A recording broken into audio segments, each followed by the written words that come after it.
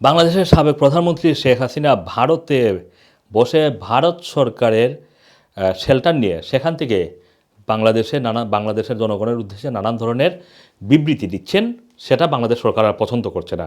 তারা ভারত সরকারকে বলেছে শেখ হাসিনাকে বিরত রাখতে, মানে সাবেক প্রধানমন্ত্রী শেখ হাসিনা যাতে কোনো ধরনের বিবৃতি না দেন সেই ব্যাপারে ভারত সরকারকে তারা অনুরোধ করেছে। আপনারা দেখেছেন যে 5 আগস্টের যখন বাংলাদেশ থেকে শেখ হাসিনা পালিয়ে যান তার কিছুদিনের মধ্যেই শেখ হাসিনার বেশ কিছু কথোপকথনের রেকর্ড কিন্তু বের হতে থাকে। এর আগে নেতাকর্মীদের সাথে কথা বলছিলেন, এরকম 4টি রেকর্ড বের হয়। প্রথমে একটি ছাত্রলীগ নেতার সাথে কথা বলছিলেন, সেই কথাটি বের হয়। তারপরে জেলা পর্যায়ের একজন নেতা, সাধারণ সম্পাদক একজনের সাথে কথা বলছিলেন, সেই রেকর্ড বের হয়। সেখানে দলীয় নেতাকর্মীদের উপরে প্রচ্ছন্ন কিছু ইঙ্গিত দিচ্ছিলেন তিনি। কিন্তু পরবর্তীতে দেখা যাচ্ছিল যে তিনি বেশ কিছু কর্মসূচি গ্রহণ করেন, এবং কর্মসূচি বলতে যেমন 10 নভেম্বর নূর হোসেন দিবস উপলক্ষে সেদিন আওয়ামী লীগের নেতাকর্মীরা ঢাকা 0 পয়েন্টে জড়ো হবে, তাদের হাতে ট্রাম্পের প্লেকার্ড থাকবে। সেই ট্রাম্পের যদি তাদের উপরে আঘাত করা হয় তাহলে ট্রাম্পের ছবির উপরে আঘাত করবে, এবং সেটা ট্রাম্পের সাথে তার ব্যক্তিগত যোগাযোগ আছে। এই বিষয়গুলো কিন্তু তিনি বারবার বলছিলেন, এবং এগুলো বাংলাদেশের জনগণকে এই মুহূর্তে বিভ্রান্ত করছে, অন্তর্বর্তীকালীন সরকারকে অনেকটা বিব্রতকর পরিস্থিতির মধ্যে ফেলছে।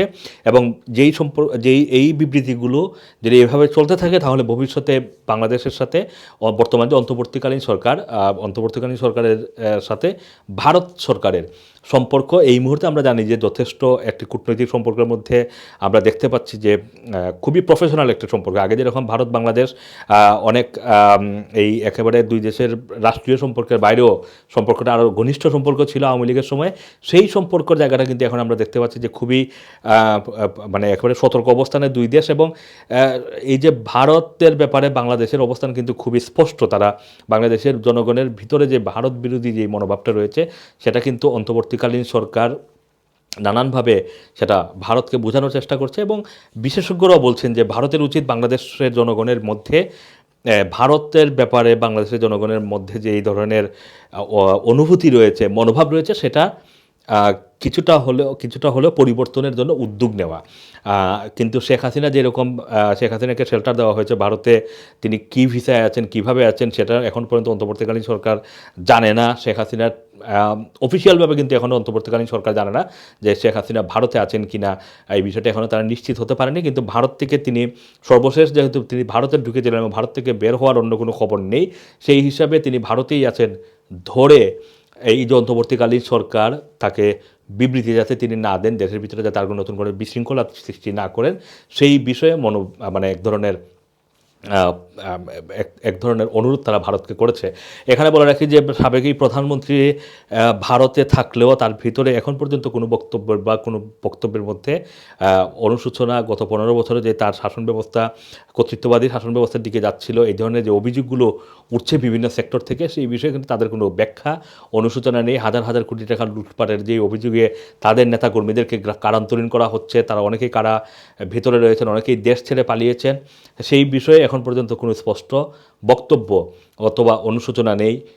গত জুলাই এবং 5 আগস্টের আগ পর্যন্ত যেই বাংলাদেশের ছাত্র জনতাদের মধ্যে যে হত্যাকাণ্ডগুলো হয়েছে, সেই হত্যাকাণ্ডের বিষয়ে কোনো ধরনের বক্তব্য আনুষ্ঠানিকভাবে দেওয়া হয়নি, বরং সাবেক প্রধানমন্ত্রী শেখ হাসিনার থেকে শুরু করে দলের শীর্ষ পর্যায়ের যে নেতৃবৃন্দ যারা এখন আস্তে আস্তে কথা বলা শুরু করছেন বিশ্বের বিভিন্ন জায়গা থেকে, তারা কিন্তু এই 5 আগস্টের যে গণবিদ্রোহের মুখে আওয়ামী লীগের ক্ষমতা ছাড়ার বিষয়টিকে পুরোটাই ষড়যন্ত্র তথ্য হিসেবে অভিহিত করছেন। কিন্তু একটি জনরোষ বা গণ অভ্যুত্থান যেটা তৈরি হয়েছে, সেই কেন তৈরি হয়েছে সেই বিষয়গুলো নিয়ে কিন্তু তাদের মধ্যে তেমন কোনো আমরা এখন পর্যন্ত স্পষ্ট কোনো বক্তব্য আওয়ামী লীগের পক্ষ থেকে অফিসিয়ালি পাওয়া যায়নি।